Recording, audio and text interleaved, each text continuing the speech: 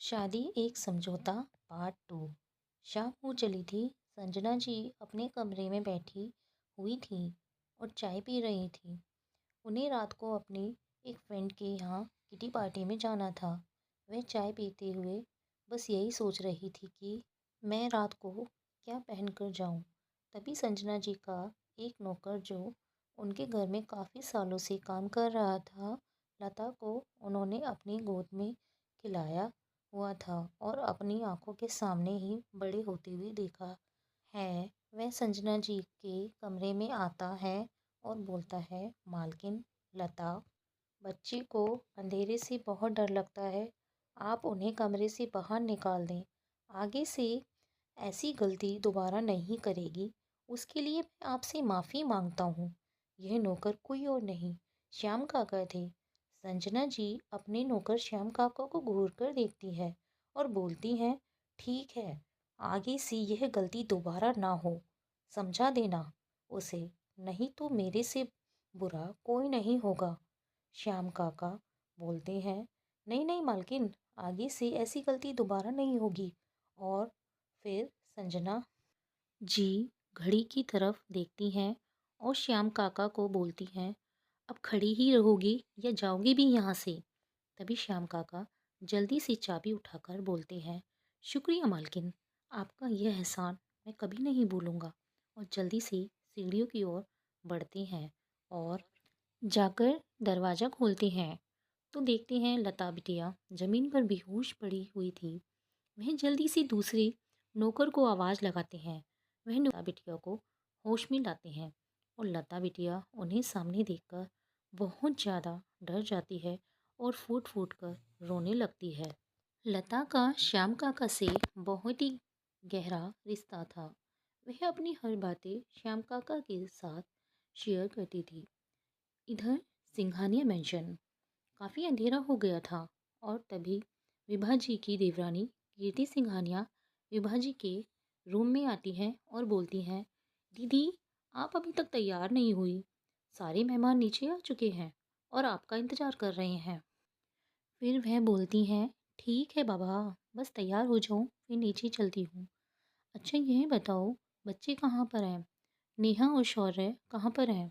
तभी कीर्ति बोलती है, नेहा तो अपने रूम में है और शौर्य बाहर गया हुआ है, अभी थोड़ी देर में आ जाएगा, वह यही बोल कर गया है।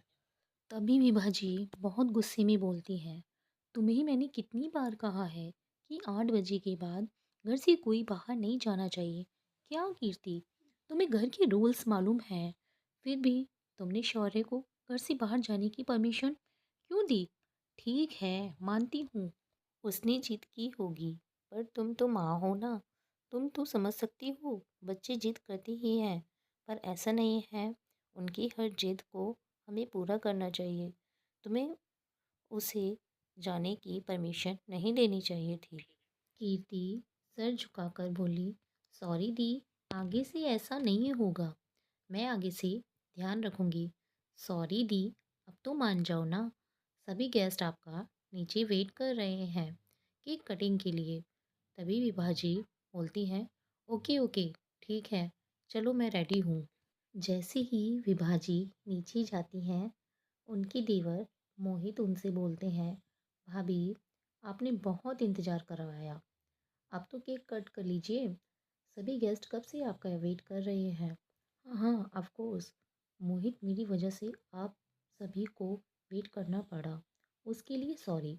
चलो केक कट करते हैं। जैसे ही विभा जी केक कटिंग के लिए हाथ आगे बढ़ाती है, अचानक से लाइट चली जाती है और सारी जगह अंधेरा ही अंधेरा हो जाता है। तभी विभा जी बोल पड़ती है, लाइट क्यों चली गई? यह क्या हो रहा है? कोई जाकर देखो, आखिर क्या हो रहा है?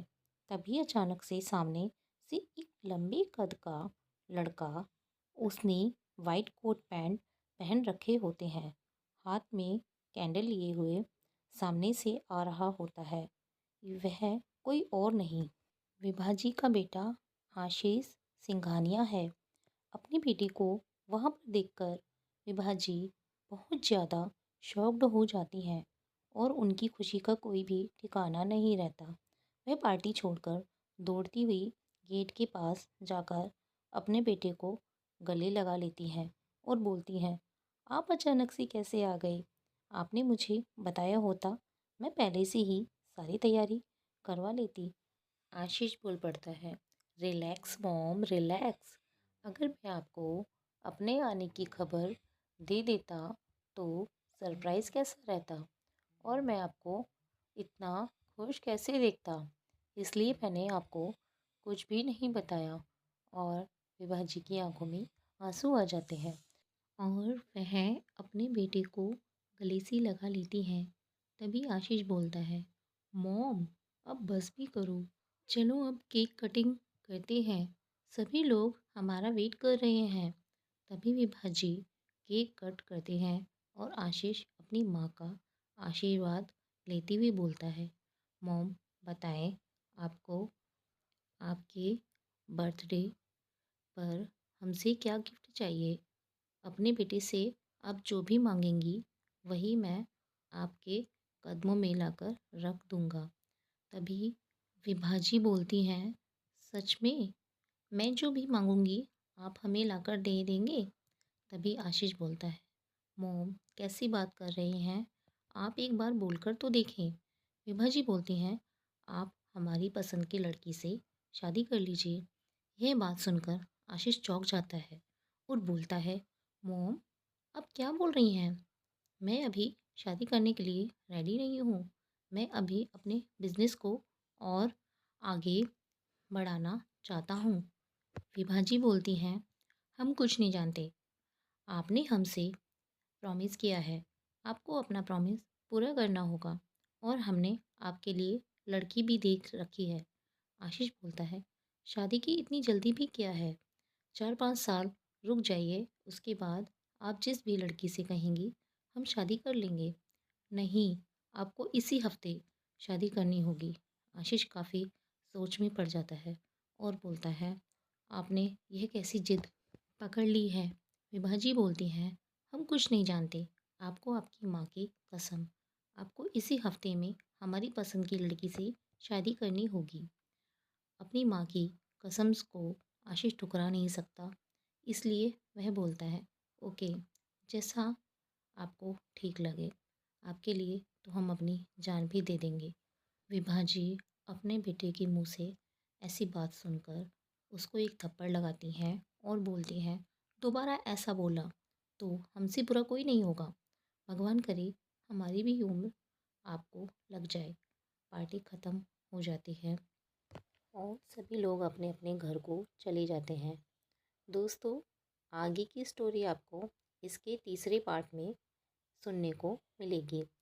आपको हमारी शादी एक समझौता पार्ट 2 कैसा लगा, हमें कमेंट बॉक्स में ज़रूर बताइएगा। और अगर आपको अच्छी लगी है हमारी ये स्टोरी तो स्टोरी को लाइक कीजिएगा, आगे शेयर कर दीजिएगा।